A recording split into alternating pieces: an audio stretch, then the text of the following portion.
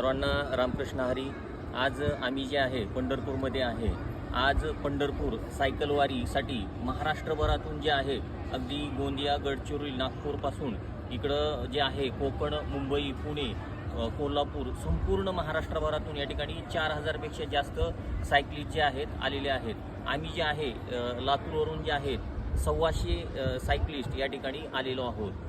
तर ही जी सायकलवारी आहे या सायकलवारीच्या माध्यमातून जे आहे पर्यावरणपूरक जो संदेश आहे तो देण्यासाठी हे सायकल वारकरी जे आहेत या ठिकाणी पंढरपूरमध्ये प्रत्येक वर्षी येत असतात।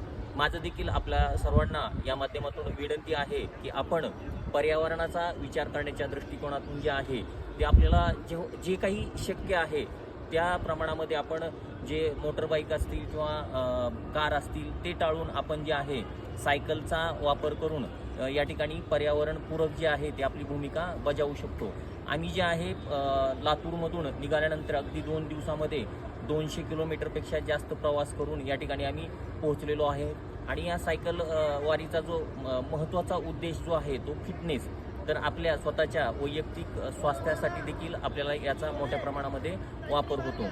माझ्या बाजूला जो आहे नरेंद्र जो आहे तो नरेंद्र अगदी महाराष्ट्र स्टेटमध्ये देखील सायकलिंगमध्ये तो विजेता आहे। नॅशनल देखील त्याने घेतलेला आहे। आणि त्याची जी सिस्टर आहे, बहीण आहे, राजनंदिनी गंगाधर सोमवंशी लातूर, हिनं 4 वर्ष लगातार 4 वेळेस जे आहे ते 4 नॅशनल गोल्ड मेडल तिनं घेतलेले आहेत। तर माझं या ठिकाणी सर्वांना विनंती आहे की आपण देखील प्रत्येक वर्षी होणाऱ्या या पंढरपूर सायकल वारीमध्ये आपण सामील होण्याचा प्रयत्न करूया। तर मी थोडक्यात नरेंद्रला एक त्याची याबद्दलची जी आहे बाईट घेणार आहे। नरेंद्र, सायकलिंगबद्दलचं तुझं मत आणि जे काही तुझ्या भावना आहेत ते थोडक्यात सांग। नमस्कार, माझं नाव नरेंद्र गंगाधर सोमवंशी, लातूर सायकलिस्ट क्लबचा सदस्य। पंढरपूर वारीमध्ये हा माझा 2रा वर्ष आहे। मी गेले 4 वर्ष झालं राज्यामध्ये प्रथम, द्वितीय, तृतीय स्कूल गेम्समधून मेडल सिक्युअर केलेलं आहे। त्याचसोबत राष्ट्रीय लेवलवरती टॉप 6 रँकमध्ये आहे। सरनी मेन्शन केल्यासारखं सिस्टर पण नॅशनल मेडलिस्ट आहे।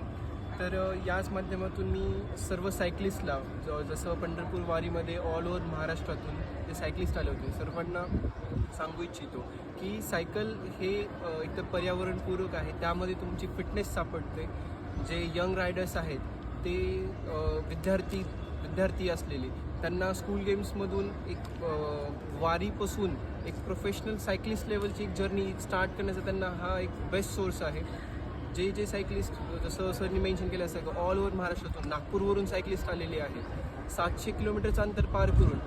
एक छोटा रायडर देखील जर हे 100 किलोमीटरचा डिस्टन्स पर डे ट्रॅव्हल करत आहे तर हे बेस्ट सोर्स असेल किंवा एक बेस्ट पाथ असेल एक प्रोफेशनल जर्नी स्टार्ट करण्यासाठी। जे अडल्ट्स आहेत त्यांच्यासाठी फिजिकल फिटनेससाठी द बेस्ट सोर्स आहे। एक तर तुम्ही आउटडोअर